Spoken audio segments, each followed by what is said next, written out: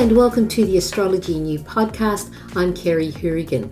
Today we're talking about the new moon in Taurus, the Taurus sign itself, the Taurus Stellium, and much more. But firstly, I'd like to begin by acknowledging the original land carers, the Awabakal people, where this podcast is recorded.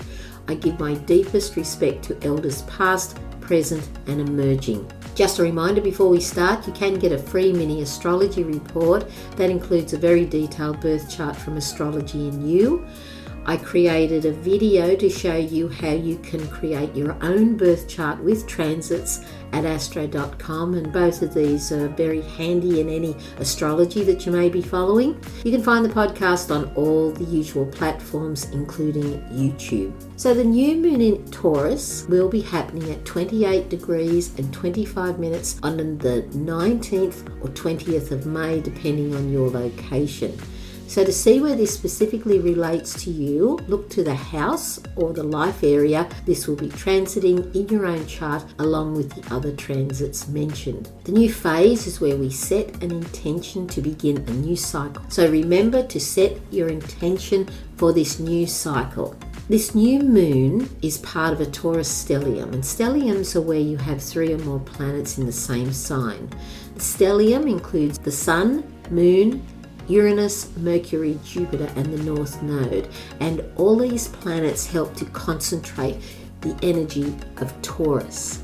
So Taurus is a fixed earth sign ruled by Venus, and it rules the second house. Taurus relates to our self-sufficiency, survival, resources, stability, strength, and being in harmony with existence itself. Taurus sends us inward, following the highly charged and stimulating emotions of Aries. As Taurus follows Aries, we are sent inward to contemplate our survival, assessing our inner strength as we give form to the desire initiated in the new cycle of Aries. There is a need to build a strong, stable foundation. Strong Taurus influences make us highly resourceful, enabling us to discover ourselves as a resource that can help with things like creating and generating additional streams of income. After all, we have a brain and a body, talents, and some of us with self-taught knowledge, whether it's artistically, musically, academically, or practically. Here we can evaluate our own sense of worth in identifying our inner strength with the ability to recognize we are ourselves a resource to ourselves. The Taurus archetype often expresses itself in isolation, listening to music and creative activities such as painting, poetry, spending hours gardening, or in meditation and yoga practices in the enjoyment of just being in harmony with existence. This takes us away from too much external stimulation into our own private world.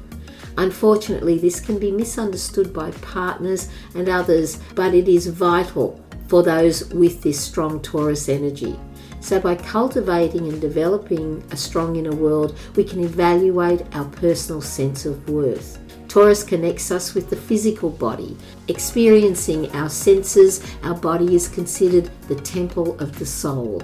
To appreciate the earthly pleasures like sensuality, sexuality, physical consolation, and indulging the senses in the appreciation of life. Taurus is linked with material, security, and possessions, as this is part of survival, but they serve as a means as opposed to an end. When we manage ourselves well in this area, we have the ability to create abundance and share our resources with others and help them be prosperous as well. Now, the polarity to Taurus serves as a point of balance, and this is the sign of Scorpio. In Scorpio, we realize everything has its time and nothing lasts forever in the manifested world. Scorpio will bring our realization in what doesn't work anymore, and this inspires change and growth, and that things can be reinvented. Scorpio prompts us to realize that when we have excessive attachment to material things, it will hinder our own development. Taurus signifies stability, while Scorpio signifies growth, and therefore we must find the balance between the two cycles of stability and growth. Scorpio reveals that too much isolation in the long term can result in a vulnerability and the need to merge with others' resources also serves as a survival mechanism and rejuvenates our inner world. The bottom line here is we need others, and dependence is necessary to a degree. With all these placements and signs, we always must look at the healthy side and the unhealthy side. When we look at the shadow side of Taurus, we see it expressed as hoarding, starvation, poverty, giving up, shutting down, suppressing emotions, feelings of unworthiness, lack of confidence, and fixed and stubborn attitudes. And this can also be a sense of laziness. People that over-isolate and cut themselves off too much from the world will limit their view of what is available, giving them a sense of controlling a piece of their life.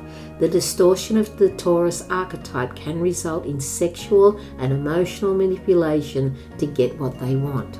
Now, the new moon is in a Taurus stellium, and this gives enormous potency to this energy.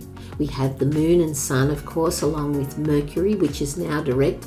Uranus is in Taurus. Jupiter has just entered Taurus at 0 degrees, which happened on the 17th of May, as well as the North Node. The North Node gives us the indication of where we are heading. The Taurus concept of building strong and stable foundations that have to be that way so we can continually build upon, ultimately for a better future, which is the Taurus North Node.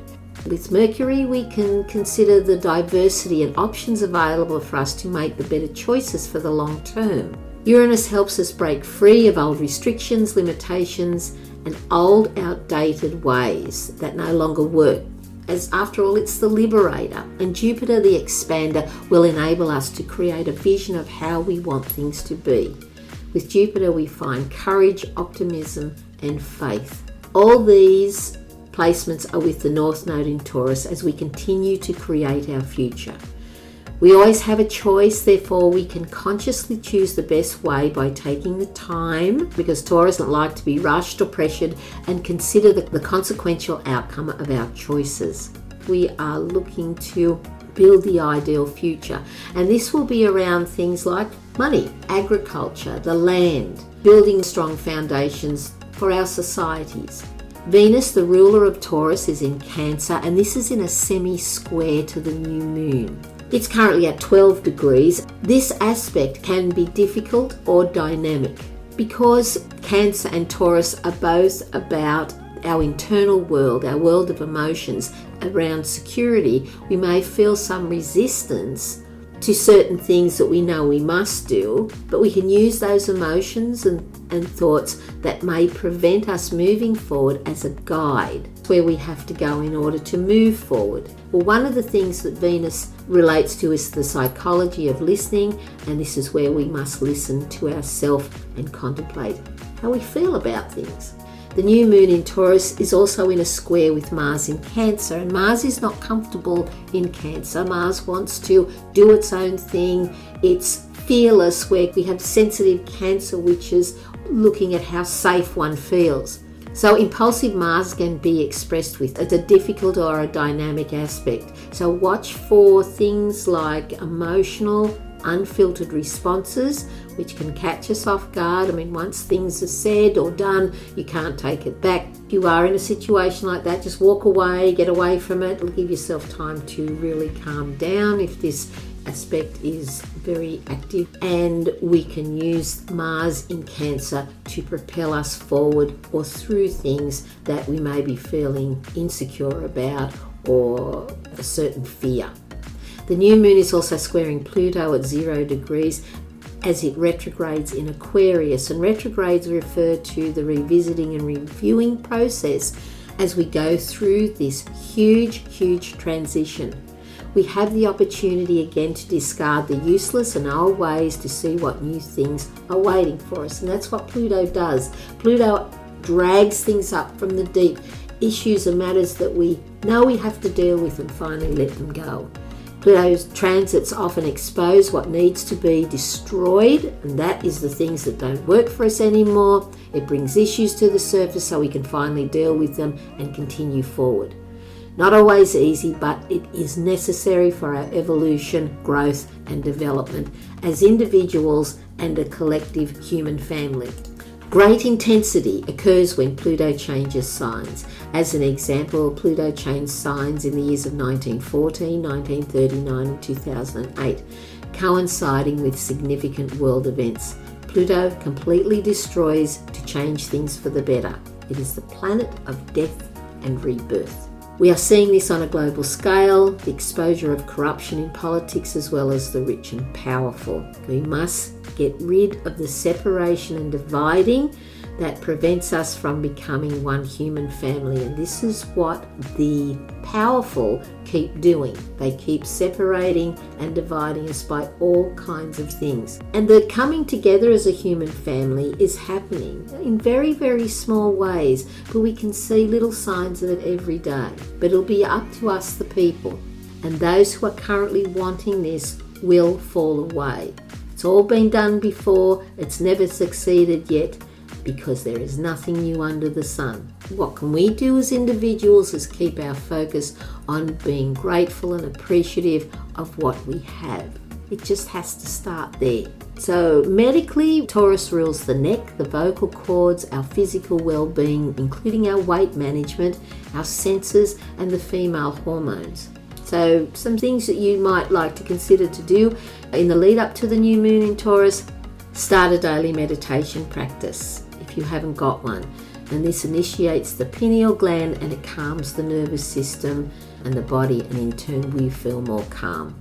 Take full responsibility for your actions and consequences. Let go of what you know you must to move forward. Just keep releasing. When new cycles begin, we have to release the old. We can't move on if we don't. Be in and with nature as much as possible. Sing. Do something with your voice. You might even want to make a podcast. Do something physical. Move your body. Start a garden and grow your own food. Bring more harmony into your life wherever you can. Engage your senses. Cook a beautiful meal. Smell the flowers. Watch a lovely sunset. Observe nature. And bring more harmony and balances to your finances, well-being, and include all parts of your life. Your heart's intelligence is where we find truth and meaning. We connect to each other through our hearts. We connect to every living thing, to the animals, to the planet itself, to the cosmos, and to the original source. Be in the higher emotions wherever you can of hope and gratitude, joy, relief, appreciation. And just know that all is well. We'll get through all of this. We'll get to the other side. Thank you for listening. I hope you enjoy the new moon in Taurus, and I'll see you next time. Bye-bye.